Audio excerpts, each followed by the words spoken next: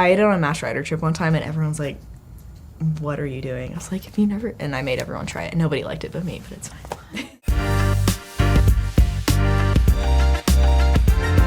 Hi, my name's Lauren Bloss. I'm the 62nd Texas Tech Masked Rider for the university, and I'm also a student. I'm a senior here at Texas Tech.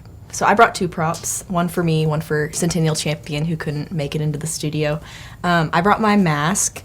This is what I wear when I obviously ride the horse down the field among my hat and cape.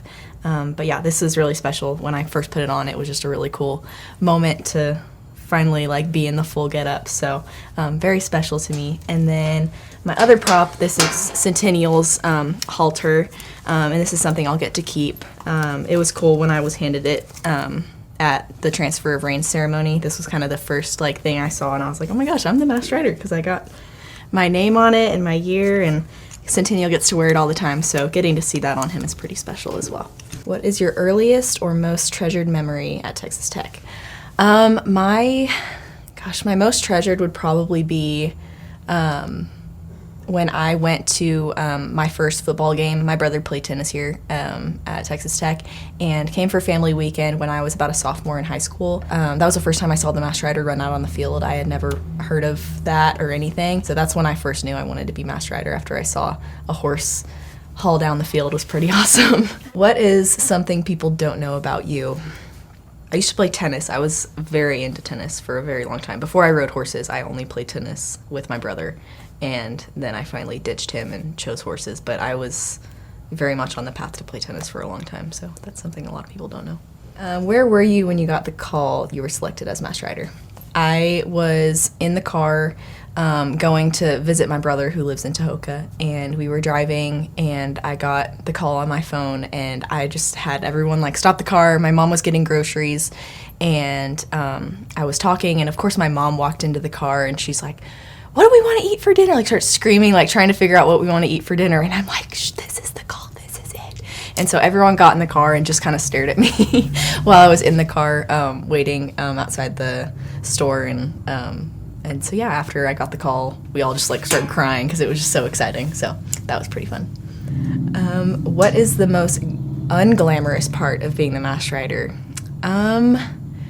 Honestly, probably picking up the poop of Centennial Champion. I go every morning and every evening and pick up after him, and so it can get a little stinky at times. If Centennial Champion could talk, what would he say and what would he sound like? Oh my gosh.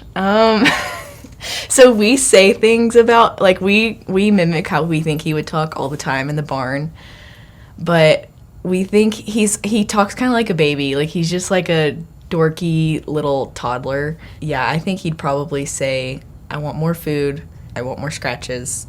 Honestly, I think he's a little sassy too, so I think he'd have some opinions about things, but overall he's a good guy. What is your favorite comfort food? Okay, this is like I'm gonna get judged for this really hard, but I love hot Cheetos with cream cheese.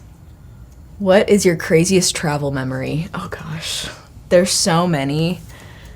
I'll have to go with when I was an assistant for last year's Masked Rider.